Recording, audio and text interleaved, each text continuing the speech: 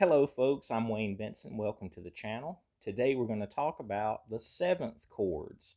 And maybe even a bigger thing than that is to actually understand kind of what the formula is to build chords. It's easy when you're starting out to see these big books, encyclopedia of mandolin chords, and to be overwhelmed thinking that we're going to have to memorize each one of those chords. I guess you could do it that way. The people that I'm aware of who have, amazing knowledge of chords, they're not just memorizing those chords, they actually understand how to build those. So one by one, we're going to use foundational things that we already know to further that knowledge. The seven chords are a great place to start with that because we can take the arpeggio shape that we're so used to that just feels like Bill Monroe's chop chord. We're going to take just these three notes, just the D, A, and E string notes, and use that shape to build this chord. When we hear the word seven chord, it's easy to think, all right, let's count the notes. 1, 2, 3, 4, 5, 6, 7. The seventh note of that scale is an F sharp note. So if we were to put that in the chord, that's actually a major 7 chord. If that needs to be played, it would be communicated that way, a G major 7.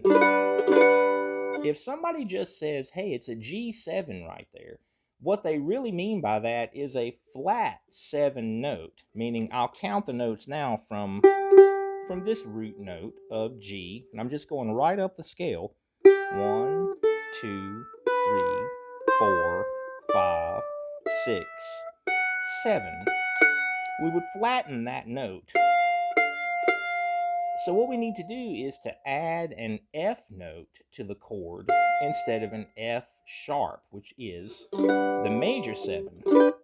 Okay, most of the time, if I think about adding this F note, I would be thinking of playing the arpeggio, like a G. There's a G arpeggio. There's a G major 7.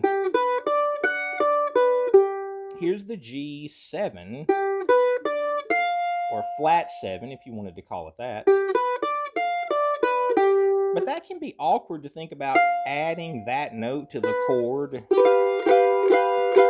So what we're going to see most of the time for mandolin, just as a way to get started with this, would be to add the F note here, so that it actually becomes the lowest note of the chord that we're playing, since we're just using the bottom 3 pairs of strings. So look what we've done. We've developed an understanding of what builds that chord, and we've taken a foundational thing that we're already familiar with and built onto that foundation. Look at that shape. Okay, it's only one note that changes. This G note going down to an F. But look at the difference in my hand when I play that chord. Look at all of the movement back here. That's important to notice because if you just try to make this happen with your fingers on the fretboard, it could feel really awkward to play that shape. So notice physically what's happening.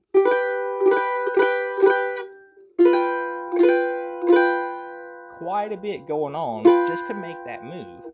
And we'll practice it. I'll get to an exercise about that near the end of the video. But for right now, it's important to realize what happens when we hear that note. And why these chords, so many chords we would think of as a passing chord, so many times a 7 chord isn't necessarily part of the song as far as the chord progression. It's an embellishment to the chord progression, or a passing chord if you wanted to call it that. And the reason it works that way, if I'm going from a G chord to a C chord, that's that circle of fifths relationship, because a G is a 5 to a C. Let's count the notes of the C scale. 1, 2, 3, 4, 5.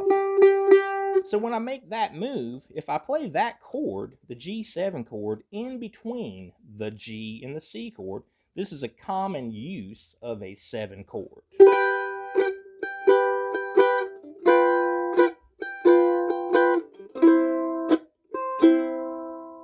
And when you hear that F note, when that sound falls on our ear, it makes you want to hear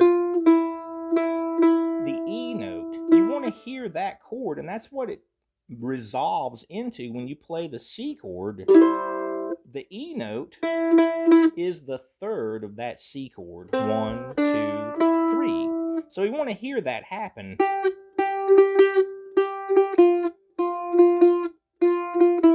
If I single out just what's happening on that string where we actually make the move, your ear just wants that next chord to happen. So this could even help to lead another musician to the right chord if they're not as familiar with the song. When they hear the sound of that chord, you can play a full chop chord, then the 7.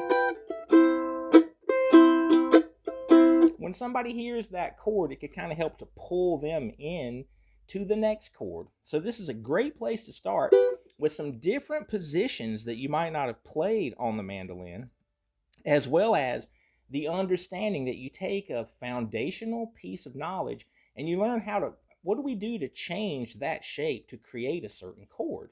Because what I want you to think of this, we're not just learning G7 today, we're learning how to make all of the 7 chords.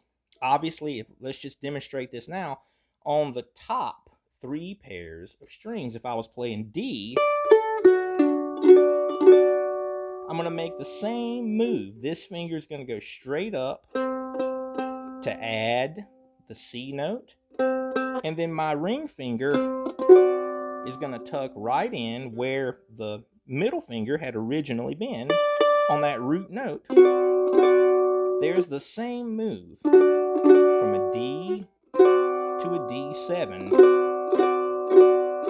This would be keeping that circle of fifths relationship going. If I'm going from D to G, that C note wants to resolve to the third of the G chord. And we don't have to play that inversion of the G. We could go right back to first position.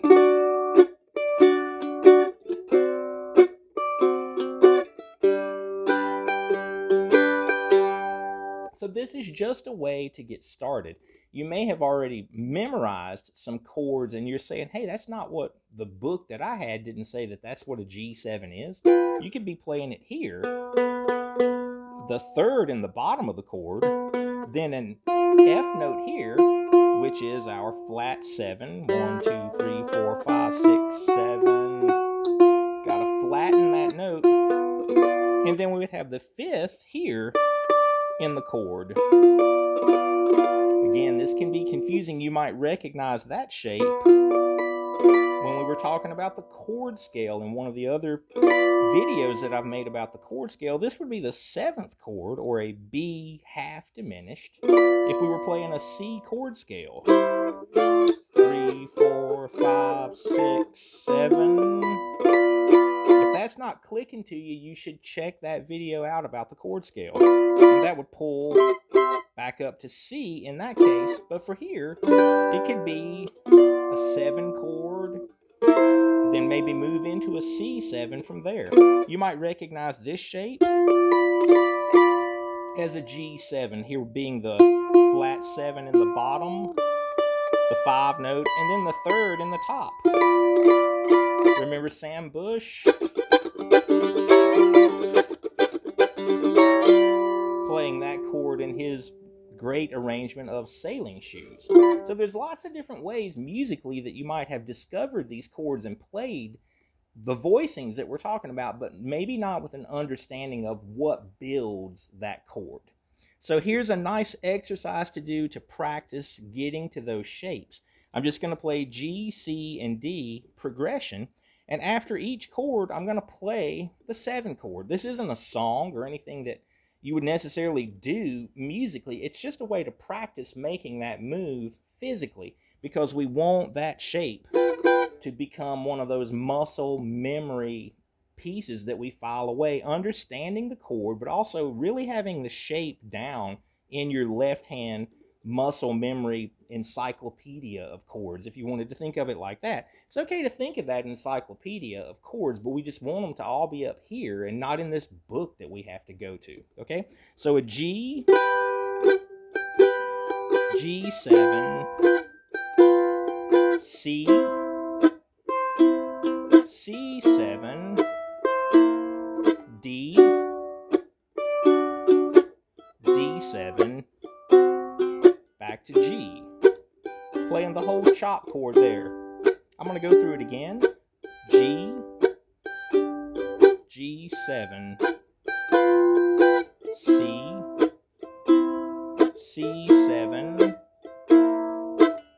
D, D7, landing on the G. This can get you started with the 7 chords and also plant a really great seed of this being the way that we learn chords from this point forward, basing them on other foundational things that we already have that muscle memory established. Okay? I hope you liked the video. If you do, subscribe to the channel. I'll see you next time.